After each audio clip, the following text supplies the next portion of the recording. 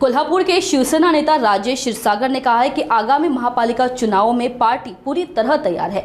गांधी मैदान के विकास के लिए 5 करोड़ रुपए मंजूर किए गए हैं। नालों में गाद पोती डालकर राजनीति करने वालों के खिलाफ कड़ी कार्रवाई हो रही है। उन्होंने उप मुख्यमंत्री एकनाथ शिंदे के कार्यशैली पर भरोसा जताया और कोल्हापुर हदवृद्धि पर सभी पक्षों में सहमति बनी है। क्षीरसागर ने महाराष्ट्र कर्नाटक संबंधों में संयम की अपील की और कर्नाटक मंत्री DK शिवकुमार के बयान की आलोचना की। प्रश्नाला उत्तर देतो की विरोधकांना राजकारण जेवढं करतील तेवढे आम्ही रस्ते केलेले चर्चेत पण येईल। विरोधकांनी याची चर्चा केली पाहिजे। म्हणजे याचा अर्थ विरोधकांनी हे पण केलं होतं की 100 कोटीच्या रस्त्याचे टेंडर झाली नाहीत। मी माझ्या निवडणुकीमध्ये जाहीर आवाहन केलं होतं, जर असं असेल तर तुम्ही तुमच्या राजकीय जीवनाचा राजीनामा द्या। जर खरोखर टेंडर झालं नसेल आणि वर्क ऑर्डर दिलं नसेल मी देतो, मग पहिल्यांदा त्यांना त्यांच्या राजकीय जीवनाचा राजीनामा द्यायला लावा आणि मग नंतर हे बघा काही वेळा मोठ्या प्रमाणात पाऊस झाला तर त्या ठिकाणी काही वेळा रस्ते खराब होत असतात, हे आपण मान्य केलं पाहिजे। रस्त्याची जी गॅरंटी त्या विकसकाची आहे, पुन्हा त्याकडून काम करून घेऊ। काही वेळा चूक झाली असेल पण चुकीला माफी नाही एवढं निश्चित आहे। आणि खऱ्या अर्थानं जर जाणीवपूर्वक तशा पद्धतीने रस्ते त्या ठिकाणी खराब करण्याचं काम सुरू असेल तर प्रशासक IAS ऑफिसर आहेत, त्यांनी देखील त्याचा सर्वे केला पाहिजे। जो कोणी त्यात चुकत असेल त्याच्यावर कारवाई केली पाहिजे। बघा कोल्हापूर शहराची हद्दवाढ ही 61 वर्ष झालेली नाही आणि यामुळं हद्दवाढीच्या संदर्भात मी सातत्यानं आग्रही आहे। आपल्याला मी आठवण करून देतो, 2017 साली मी आमरण उपोषणाला बसलो होतो आणि त्यावेळेला तत्कालीन मुख्यमंत्री देवेंद्रजी फडणवीस साहेब, तत्कालीन शिवसेनेचे गटनेते सन्माननीय एकनाथ शिंदे साहेब, चंद्रकांतदादा पाटील साहेब यांनी माझं उपोषण थांबवलं आणि हद्दवाढीचा निर्णय घेण्यापर्यंत आम्ही आलो होतो। कॅबिनेटला निर्णय झाला पण काही इतर राजकारण्यांनी ज्यांचा हद्दवाढीला विरोध होता त्यांनी विरोध केल्यामुळे ते थांबलं। परत एकदा मी शांतपणाने हद्दवाढ कशी होईल यासाठी मी प्रयत्न करतोय, मी आव्हान करतोय, कारण हद्दवाढीत आत येणारे नागरिक देखील आपलेच आहेत। त्यांच्याबद्दल त्यांचा गैरसमज काय असेल ते आपण दूर करूया।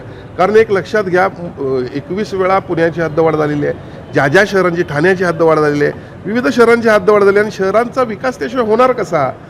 मला तर त्यांना कोण कशा पद्धतीनं फीड करायला लक्षात येत नाही, पण ग्रामीण भागातल्या नागरिकांनी उलट त्यांचा फायदा यात हे समजून घेतलं पाहिजे।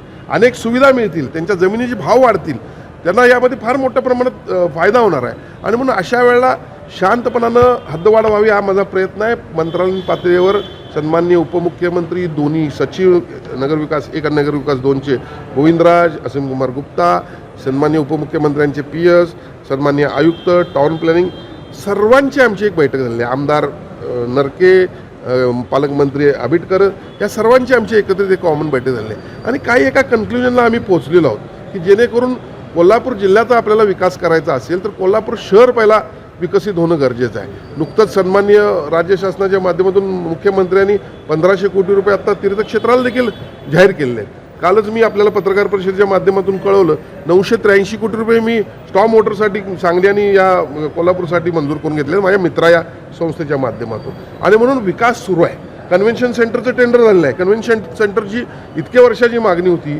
ती आता आपण पूर्ण केली आहे आणि 2-3 दिवसात त्याचं टेंडर देखील वर्क ऑर्डर देखील होईल आणि म्हणून विकासापर्यंत आपण चाललेलो आहोत। केशवराव भोसले नाट्यगृहाला 25 कोटी रुपये सन्माननीय मुख्यमंत्र्यांनी कसे येऊन दिले आपल्याला माहीत आहे। आता रंकाळा सुधारत चाललेला आहे आपल्याला माहीत आहे, रंकाळ्याच्या मधला आता फाउंटन देखील सुरुवात होते आहे। म्हणून कोल्हापूर शहर आणि परिसराचा विकास करणे हाच आमचा एक ध्यास आहे आणि त्यामुळे हद्दवाढी अत्यंत महत्त्वाची बाब आहे। हद्दवाढीला ग्रामीण भागातील नागरिक विरोध करणार नाही त्याची मला खात्री आहे, कारण बघा ना आज हायवेच्या आत आणि या नदीच्या आत जर आपण पाहिलं तर या ठिकाणी एकरूप झालेला आहे शहरामध्ये सर्व। मग विरोध असायचं काय कारण आहे? फक्त त्यांचा गैरसमज काय तो दूर चांगल्या पद्धतीनं गुड फेथमध्ये करणं गरजेचं आहे। मी हद्दवाढ समर्थकांना जे काही आंदोलन करतात त्यांना देखील आवाहन केलं, तुम्ही कशाला शड्डू मारलेले फोटो लावता? तुम्ही शड्डे मारलेले फोटो लावता ते तिकडे कुस्ती केलेले फोटो लावणार कोण कमी नाही। कोल्हापूर छत्रपती शाहू महाराजांचा आहे, सर्वांना आपला स्वतःचा स्वाभिमान आहे आणि म्हणून सर्वांनी या ठिकाणी एकमत करून सर्वांना विश्वासात घेऊन हद्दवाढ लवकरात लवकर करण्याचा आमचा प्रयत्न आहे। एका बाजूला तुम्ही महानगर